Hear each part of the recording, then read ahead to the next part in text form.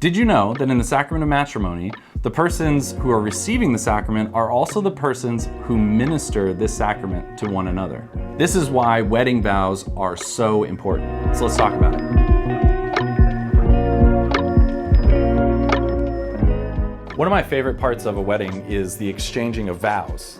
And a lot of people think that it's the priest or deacon who, quote unquote, marries the bride and groom. Now, a priest or deacon has to be present in order for the marriage to be valid, but they're actually just witnessing the free consent of the two spouses, one to another. The ministers of the sacrament are actually the bride and groom. Now, every sacrament has two elements, matter and form. Matter is loosely the element or the material, and form is the words or actions. For many sacraments, the matter is something physical, like water or wine or unleavened bread. But for the Sacrament of Matrimony, the matter is actually the mutual consent of the bride and groom to one another and their commitment to live in a lifelong, faithful union and marriage. So the matter takes on the form of a spoken vow. This sounds something like, I take you to be my wife so-and-so.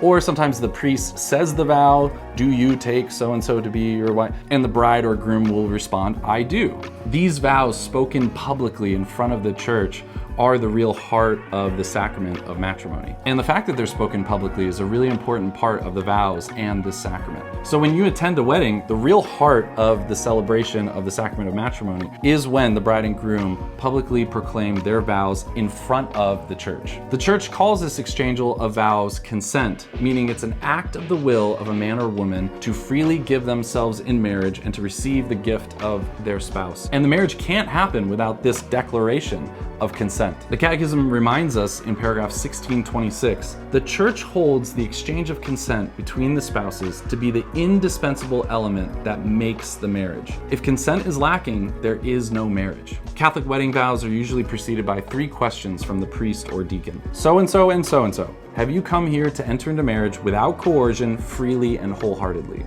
Are you prepared as you follow the path of marriage to love and honor each other for as long as you both shall live? Are you prepared to accept children lovingly from God and to bring them up according to the law of Christ and His church? And the bride or groom respond, I have or I am. But there are also other options. The order for celebrating the Sacrament of Matrimony offers 4 options for Catholic wedding vows. The standard version goes like this. The groom says, I, name, take you, name, to be my wife. I promise to be true to you in good times and in bad, in sickness and in health. I will love you and honor you all the days of my life.